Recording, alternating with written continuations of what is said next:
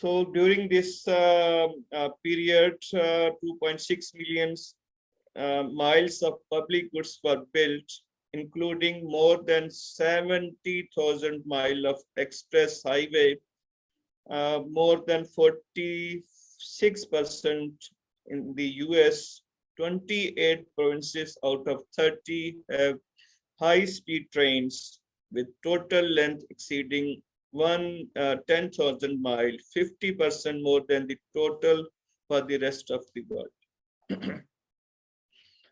Let us briefly discuss and share the strategic outcome of these industrial revolution of China. 40 years ago, it may be very interesting for all the participants, because we have been talking about the high growth rate of China in the last 2 decades remained the two digit mean 10% of GDP. But 40 years ago, the China's per capita income was only 1/3 of that of sub-Sahara Africa. He was even more poor than the African countries. Today, China is the world's largest manufacturing powerhouse. It produces nearly 50% of the world's major industrial goods, including crude steel, cement, coal, vehicles, and China is also the world's largest producer of ships, high-speed trains, robots, tunnels, bridges, highways, chemical fibers, computers, and cell phones.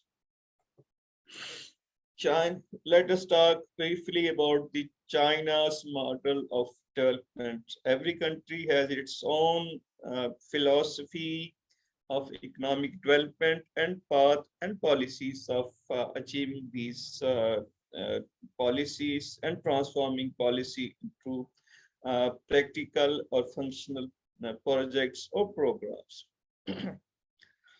Chinese style modernization.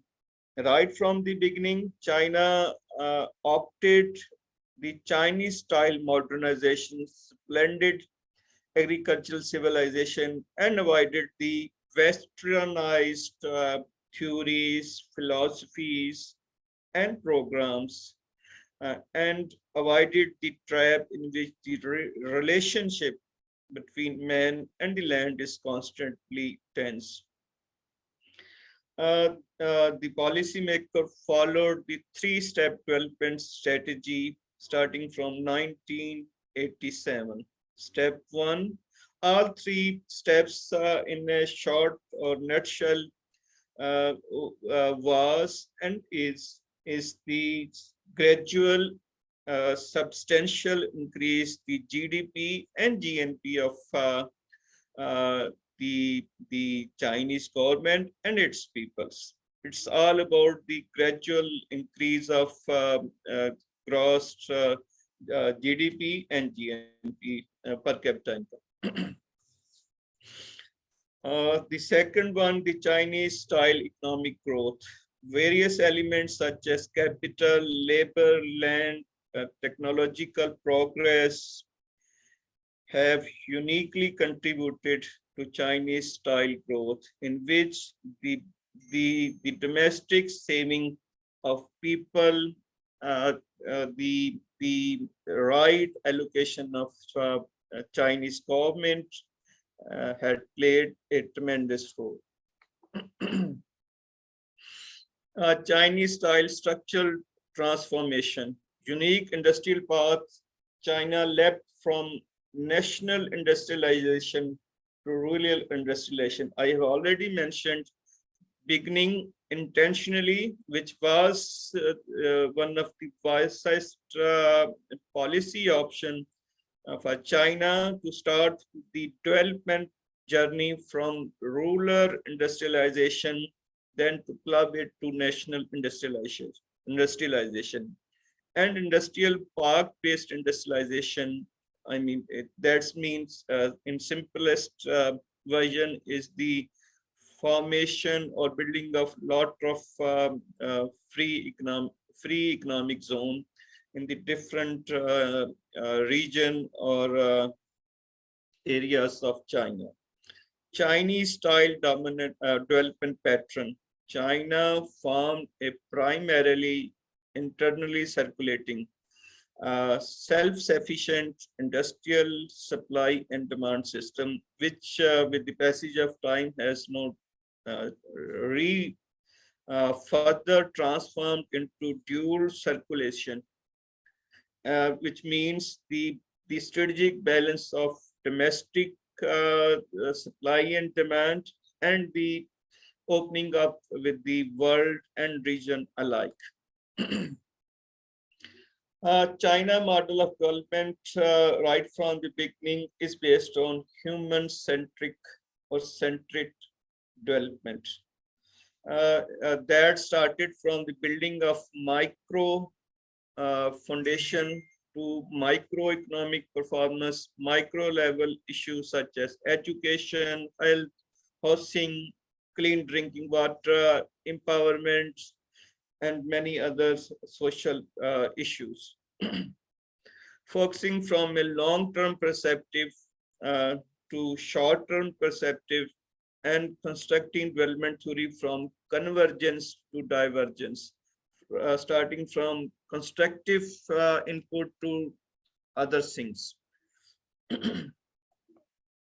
Yeah, let us shortly discuss the Made in China 2025 plan, which stipulates advances in technological arena, specifically big data, aircraft engine, electric vehicles, clean cars, renewables. China has become a world leader in solar technology. It is cutting back on steel and coal production. It is a very important part of my presentation, the China's economic miracle. It nearly took less than 70 years to China to emerge from isolation and become one of the world's greatest economic powers. It has become an economic equalizer and industrialization stimulator in the world. It has further enhanced chances of greater regional connectivity, industrial development, integrated passport system, transport system, economic corridor, immense industrialization, and last but not the least, eradication of poverty. Strategic orientation of economic reforms. China's reforms has shifted its economy from one based on government spending to state-run enterprises, private sector, low-cost exports, rise to private investment, entrepreneur, innovation, and domestic consumption. Strategic achievement of all these reforms, economic path, policies, programs is like that. China is now the largest trading partner of more than 120 countries. Its import have increased 170-fold, reaching 1.85 trillion US dollar last year's 2021, supporting tens of millions of jobs worldwide. Chinese companies have actively invested abroad, which set up 370 to 200,000 businesses in 190 countries and different regions with a total investment of 1.3 trillion US dollar.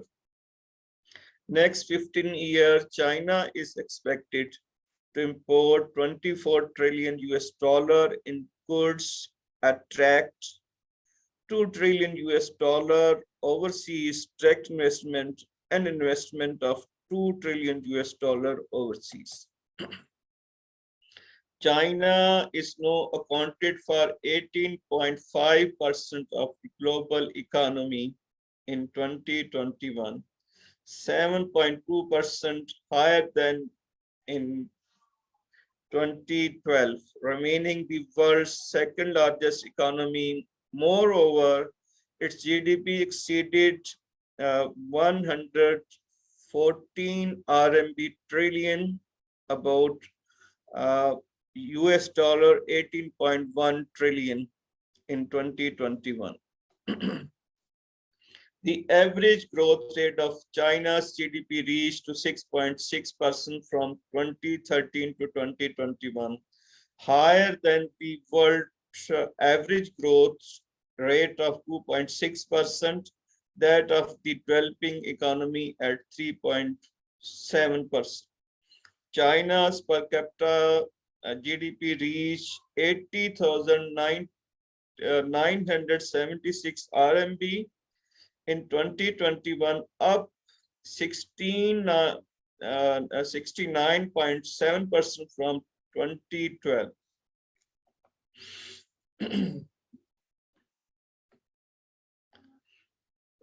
Moreover, China's cross-border e-commerce imports and exports have increased by nearly 10 times in past 5 years, reaching 1.92%, 1.92 trillion RMB. Yeah, it's a very interesting subject. You might be knowing the terminology, which was first used by the Economist Journal of UK, socio-economics, which is derived because of the Xi Jinping.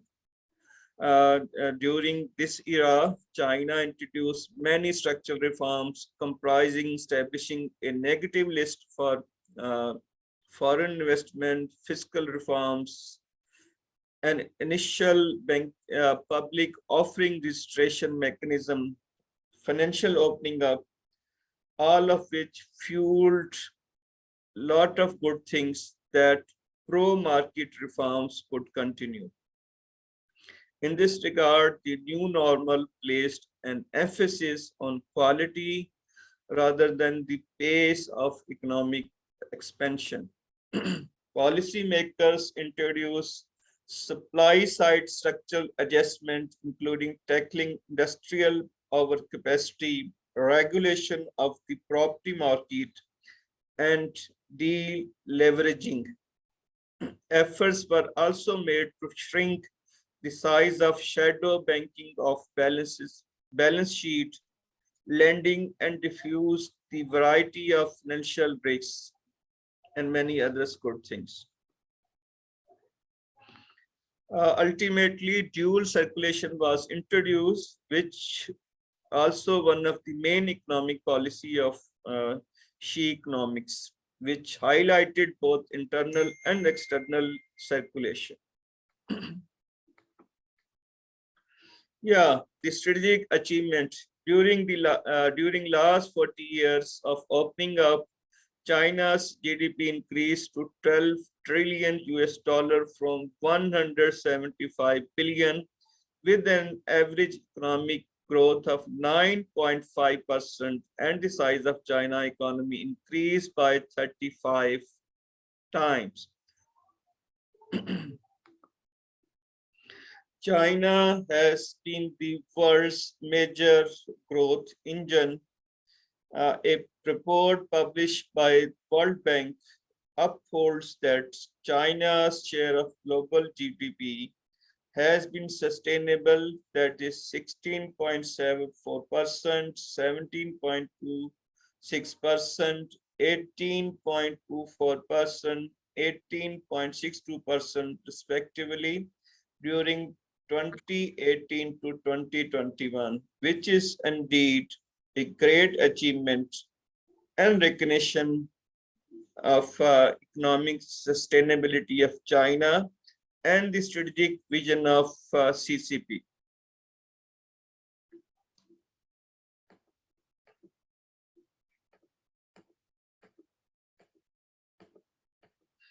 Yeah, it is my humble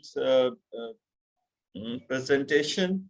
So I do hope that I may face a lot of good things and uh, policy dialogue after my conclusion. Thank you.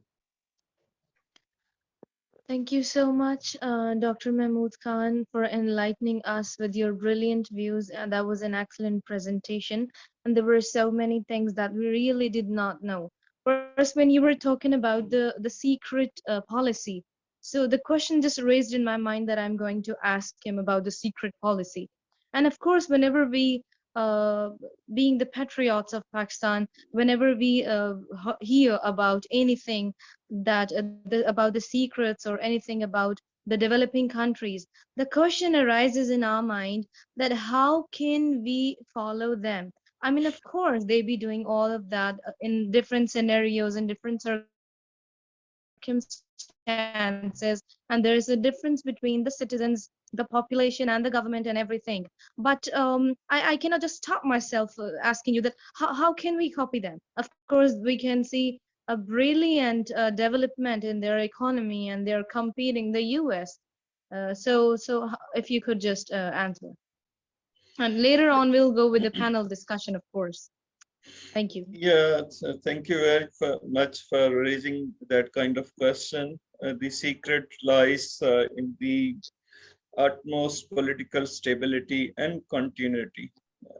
Unfortunately, in Pakistan, we have been debarred from the the so-called democratic um, uh, continuity and stability in Pakistan. So that's why the platform of economic policies, continuity, economic sustainability, stability have been derailed, compromised, and remained to the lowest ebb.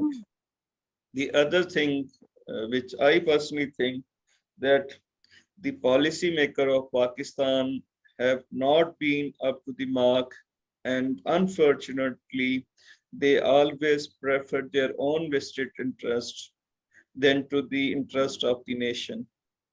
And uh, they didn't rely on the domestic wisdom, they always welcome the foreign assistance in terms of human capital, in terms of investment, in terms of technology.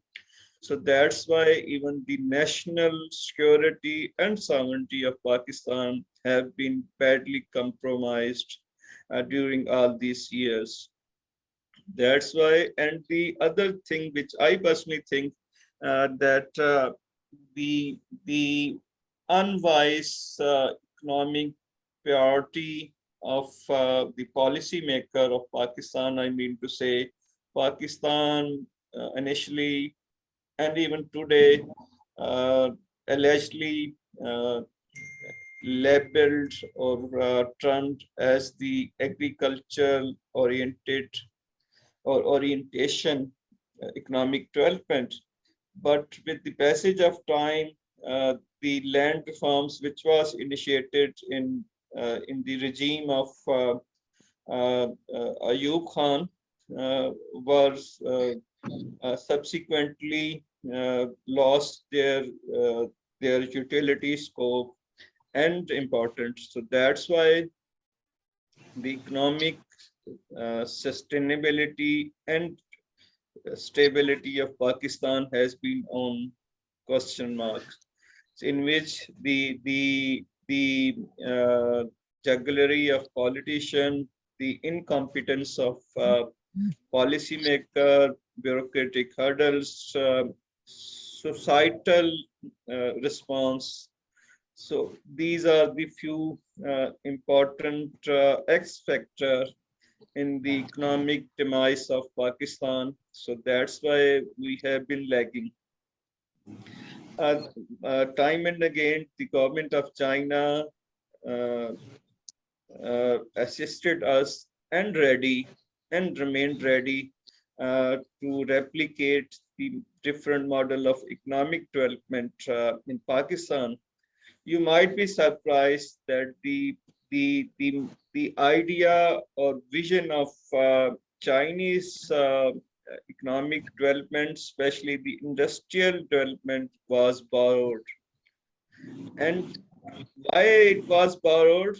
Because China didn't have that kind of industrial base. So that's why policymaker of China borrowed the industrial development economic growth from Korea and other regional country, even Japan. And you might be knowing that the Pakistan first 5 year um, uh, uh, economic growth plan was also borrowed by the Korean governments. So unfortunately, afterwards, we were trapped somewhere else, and the prosperity or journey of socio-economic prosperity remains somewhere else. Thank you. Thank you so much. This is quite evidently clear, and we are very much exactly. We are. I appreciate you for the views, and this is quite clear. Yes, we are convinced. So right. So I would like Sayyid Shamsul Hassan to just continue with the panel discussion. Over to you. Thank you. Thank you very much.